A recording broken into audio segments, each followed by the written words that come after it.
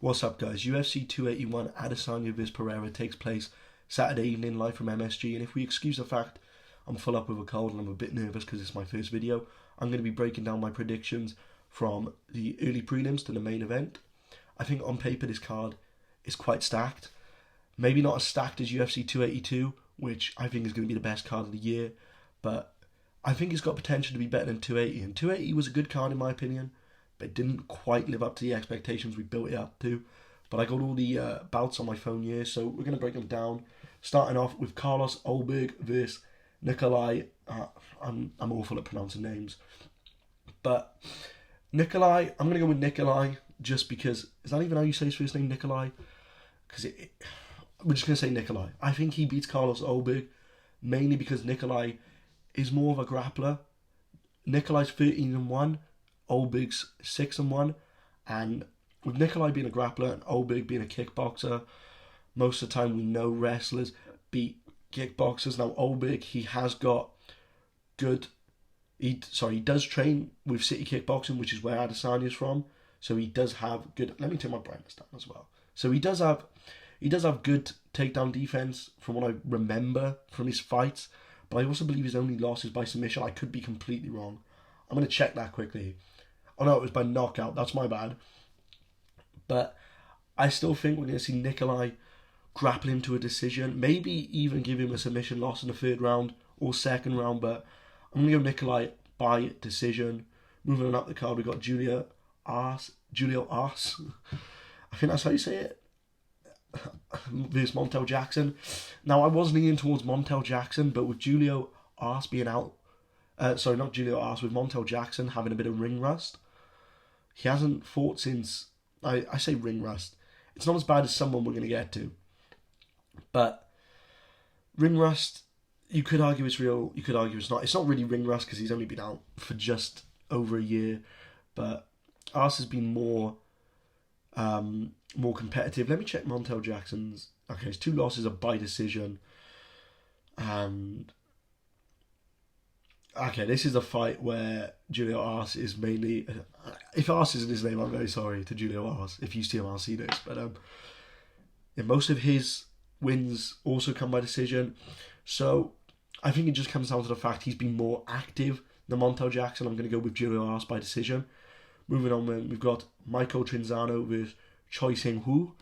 I think I'm going to go with Choi Sing-woo.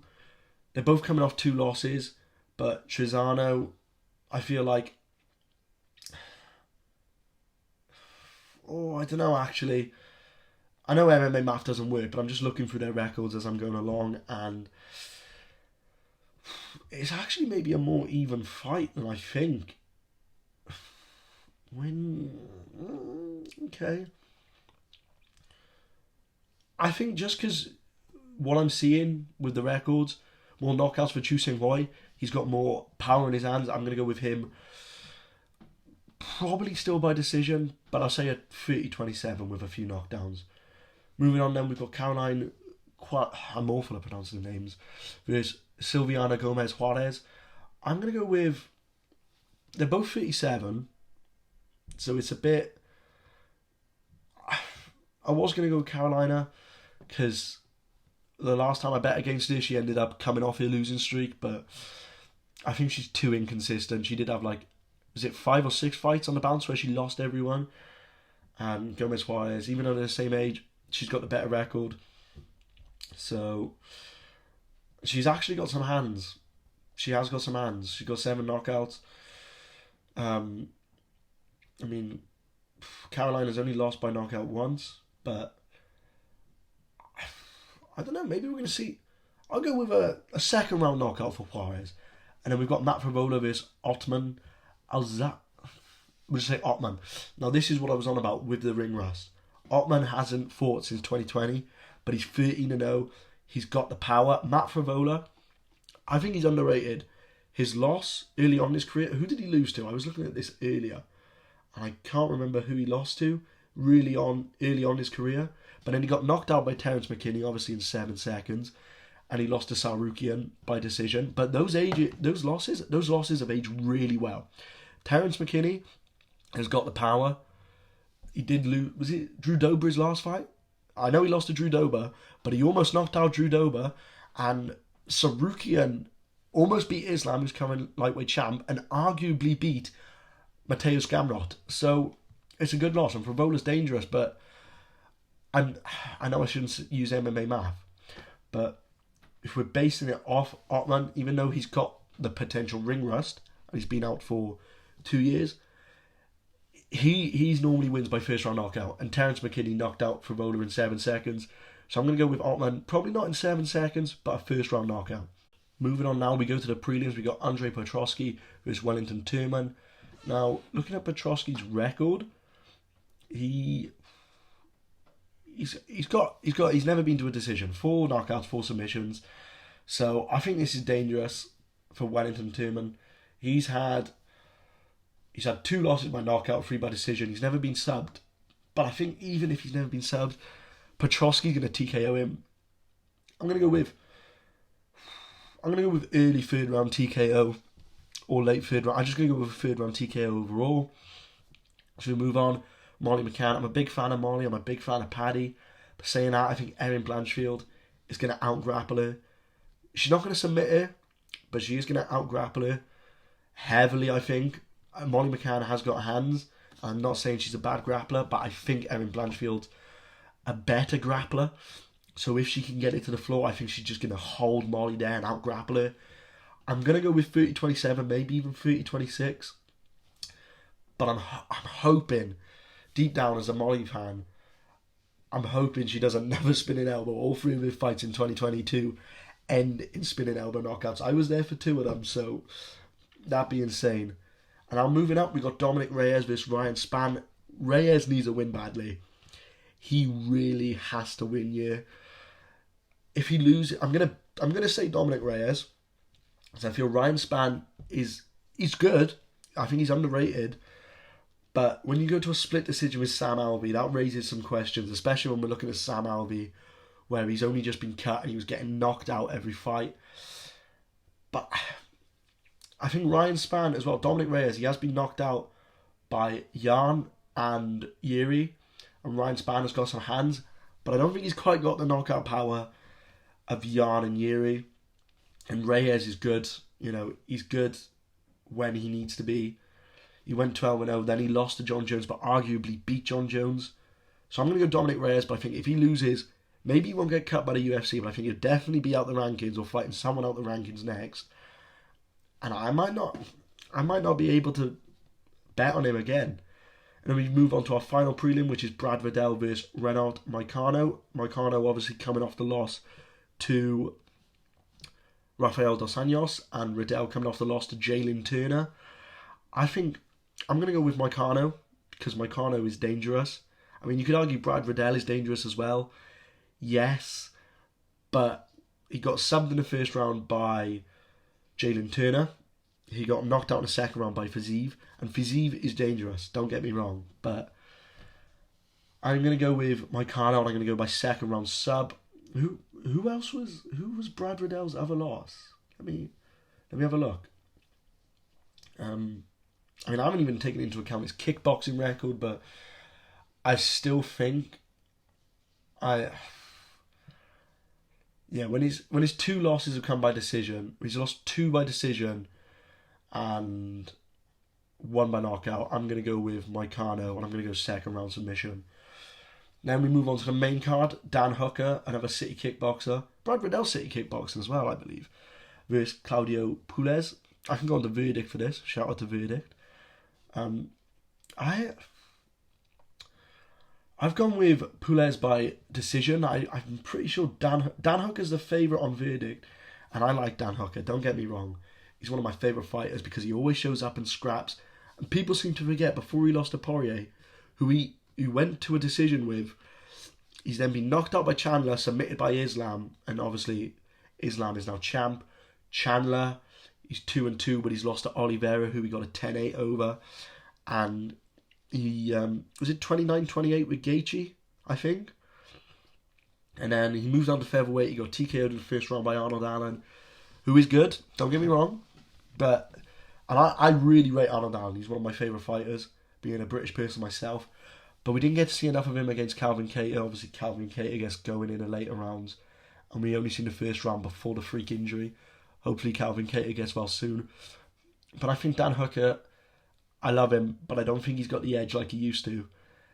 And I think maybe, he is fighting down the rankings, but I think this is where we start to see Dan Hooker. Obviously he said he wasn't going to retire, but when he took the gloves off against Chandler, there was obviously that thing of, is he going to retire? Is he not? And I just think, I don't think he's got it like he used to. I don't think he's going to get knocked out or submitted, but I think we're definitely going to see, I think it's going to be 29-28. I think it's going to be close. I think Dan Hooker's definitely going to get around. But, yeah, moving on.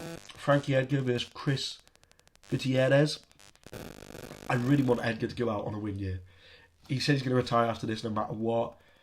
It's in MSG, which I believe is his hometown. Or it's where he wanted to go out anyway. And he is a legend of the sport. But I just think Chris Gutierrez, he's younger, he's hungrier. He obviously wants to get into the rankings. I don't think Edgar's ranked anymore. Was his last fight when he got knocked out by Cheeto? I'm not sure. Let's have a look. Yeah, his last fight was... So, he hasn't fought in over a year. Gutierrez, his record's not even on verdict. Let's go take a look at it quickly. Here we go. His last win, or his last fight, was a win earlier this year on Blades vs Dorquez. TKO spinning back fist. He's got 8 wins by knockout, 9 by decision, 1 by submission. It pains me to say, I'm going to go with him by decision, but a part of me... No, do you know what? I'm going to go with Gutierrez by a second round knockout. I did say by decision, but I said second round. I've accidentally loaded up a tournament here. Second round knockout. Did I say submission? Decision. I was going to go with Chris Gutierrez decision. I've said second round knockout. And then we got the fight I'm most looking forward to. Poirier vs Chandler. I really want to see Chandler win this. I heard that Volkanovski vs Islam is no longer happening. I don't know how true that is. I don't know why it's not happening. But I believe then the winner of this is going to fight Islam if Volk doesn't fight Islam. And I think it should be Dariush getting the title shot. Dariush deserves that title shot so much. But, it's not up to us, is it? But I've gone with Poirier by decision because I rate Michael Chandler so much. I think he's a very good fighter. And if he fights to his strengths, he is going to win 9 times out of 10. But Michael Chandler, we've seen it in the Gaethje fight. He even said it himself. He wants to go out there, he wants to put on a show, he wants to entertain the fans. And for that reason, I'm going to go with Poirier by decision. But I definitely think we shouldn't be counting... Pardon me. I definitely think we shouldn't be counting Michael Chandler out in this one. But I'm going to go Poirier 29-28. And then... I don't know, maybe we'll do some fantasy booking after this event, but we'll get into that soon enough. Then we go into our 2 title fights. We've got a co-main event, Esparza vs Zhang. Zhang, second round knockout. No question about it. She's definitely going to knock out Esparza, whether it's second round, earlier or later. I don't know, I say definitely, I've probably jinxed it now, but I'm very confident that Zhang Weili will knock out Carla Esparza. I just think... I personally think Esparza did beat Nama Nunes, but we know how that fight was. Let's not talk about it, but let's just... Zhang knocking out Joanna, that was scary. Joanna just folded, spinning back. Was it a back fist or a spinning back elbow? And she just face planted the floor. That was scary, seeing Joanna like that. Zhang has got the power. Esparza, even if she doesn't get knocked out, I can't see Esparza winning this fight, especially when her last performance was that Nama Nunes fight, which even though I think she won, it just didn't inspire confidence. And now we go into the main event. I will be breaking down the kickboxing fights between Adesanya and Pereira, both of them. But this is going to be interesting. Maybe I'll do a more in-depth breakdown on this in another video. But we've got Adesanya, who is arguably the middleweight GOAT. He definitely is if you take out Silva for his PDs. And you've got Pereira, who has beaten twice. knocked him out in kickboxing, which I believe are 12-ounce gloves, and MMA's 4-ounce gloves. So that's basically bare knuckle. It's going to hurt more, you're going to feel it more. So, first of all, I give my prediction. I think Pereira's going to knock him out in the 3rd round. Or if it's not the 3rd round, I definitely think Pereira's going to knock him out at some point in this fight. And I know you can argue, Pereira, Izzy almost knocked him out in their second kickboxing fight or TKO'd him. But, you know, Pereira did knock out Izzy. Izzy's older. And I argue that if Jan had 30 more seconds on that clock in round 5, he would have TKO'd Izzy. But Pereira, if he's knocked him out in kickboxing, I know we shouldn't be using this logic, but if he's knocked him out in kickboxing, MMA gloves are more impactful. I just think Pereira's going to knock him out. And I mean, we've seen what Pereira done to Strickland, and we've seen him. Who did he get the knee over? I can't remember. He did go to a decision against, was it Bruno someone? He has been to the decision, so respect to it. And Izzy may not get knocked out. Let's look at it. Bruno Silva went to a decision too, and then Andreas, I can't say that name, Michaelides, he TKO'd with the knee in the 1st round. I'm going to go with Pereira 3rd round knockout, but let me get into this. So Adesanya, I think it's going to go one of 3 ways. So obviously, 1st one, Pereira knocks him out. 2nd one, Izzy grapples. Izzy is a purple belt in jiu-jitsu. He doesn't grapple a lot, and he did get dominated by Jan in the grappling, but Jan's light heavyweight. Izzy didn't really bulk up properly for that fight. So who knows?